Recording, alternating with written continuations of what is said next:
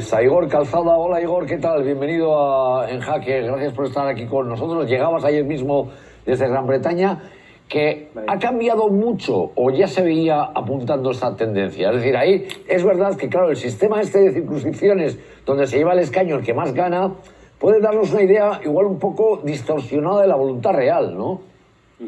Sí, bueno, a ver, Xavier, sí, evidentemente, yo creo que se veía venir, ¿no? Era evidente por dos factores. Uno, la gran catástrofe interna dentro del Partido Conservador, dentro de los Tories, básicamente. Daos cuenta que hemos pasado de crisis a crisis, básicamente.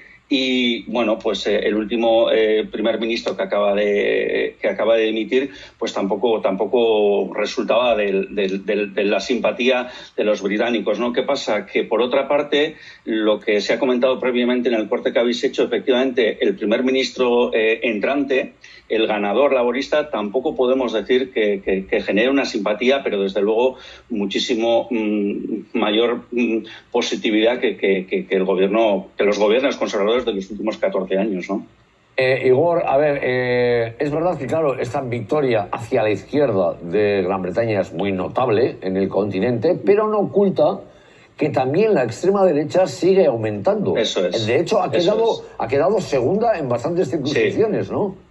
Sí, yo creo que es un dato, Xavier, te lo agradezco porque es un dato que yo viendo un poco la tabla de resultados que ha publicado The Guardian, efectivamente, si vemos que el Partido Conservador ha tenido 6 millones, es decir, ha pasado de 14 a 6 millones de votos, el Partido Laborista tiene 9,6 millones. Pero ¿qué pasa? Que directamente el partido Reform, el partido Nigel Farage, la ultraderecha, consigue nada más y nada menos que 4 millones de votos. Es decir, que creo que es un dato también que no tenemos que dejar pasar, si bien, y es un dato que ayer mismo en el exit poll le daban 13 escaños al Reform y ha resultado pues que ha tenido 4, ¿no? Pero eso tampoco nos tiene que hacer olvidar que efectivamente que el resultado de la ultraderecha de Nigel Farage son nada más y nada menos que 4 millones de votos, ¿no?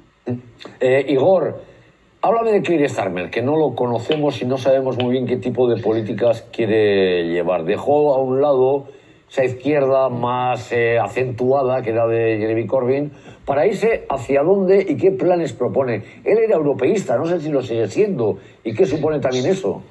Bueno, aquí hay un tema también muy relevante, ¿no? El europeísmo, el tema de Gaza, Palestina, Israel. Es decir, yo creo que Keir Starmer es un tecnócrata en este sentido, es más centrista que izquierda. Un dato que también no nos tenemos que olvidar es que el Partido Laborista ha conseguido un 1,6% más de votos con respecto a Jeremy Corbyn. Es decir, tampoco podemos decir que ha sido... Bueno, la cuestión es que ha habido una debacle de los Tories. Los Tories han podido ir a los Lib Dems, que tampoco creo que es un dato que tenemos que olvidar. El centro británico, los Liberal Democrats, pues han tenido un resultado muy, muy bueno y el resto sería Reform, ¿no? ¿Qué ocurre?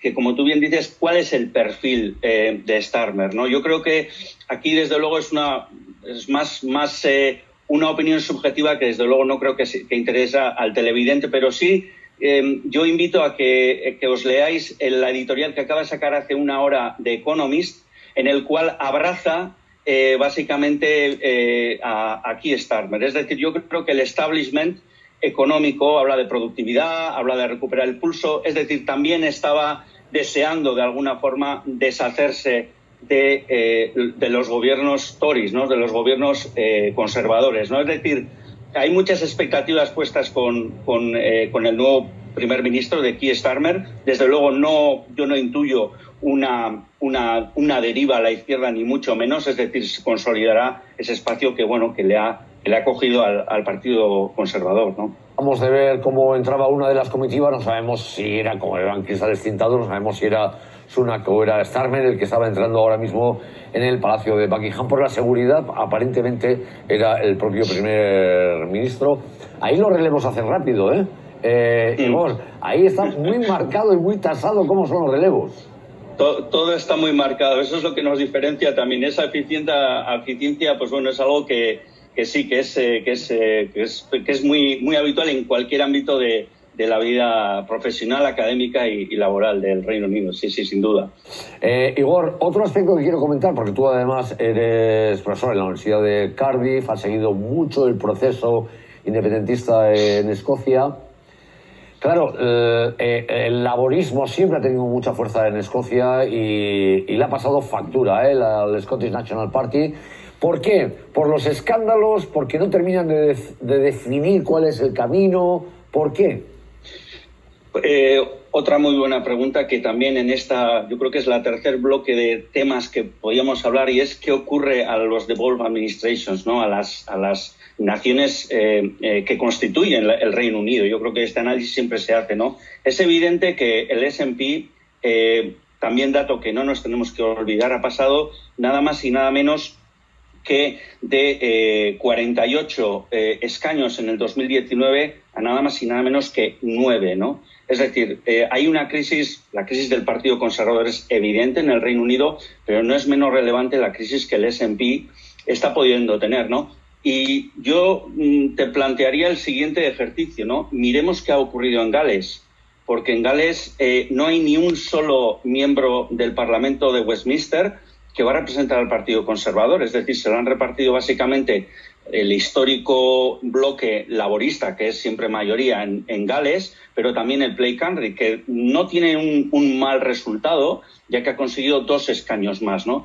Es decir, yo creo que este análisis, igual Irlanda del Norte tiene un tratamiento diferente por lo que supone con el Brexit, con lo que es el protocolo de la frontera que tienen, que es un tema muy complejo, pero yo creo que también esto posiciona el debate territorial, el debate de la descentralización en otro ámbito, ¿no? En otro ámbito que ya no sé si podemos ya estar hablando de independencia, estamos hablando de un federalismo pues de otro orden, no sé, pero a mí me da la impresión de que estamos ya en otra época a la hora de hablar un poco del nacionalismo del S&P, bueno, que representa el S&P en Escocia, y también de la posición más autonomista, incluso federalista, que es evidente también en Gales, ¿no? Entonces, yo creo que este debate también va a tener un nuevo periodo, una nueva era. Entramos en una nueva era en ese sentido, ¿no? Pues Igor Calzada, investigador de Iker Vázquez en la Universidad del País Vasco y también investigador en Cardiff, colaborador también en la Universidad de Oxford. Un abrazo, Igor, eskerrik asko. Eskerrik asko, Xavier. Eskerrik asko, las 12:25. Gran Bretaña hacia la izquierda, Francia a la extrema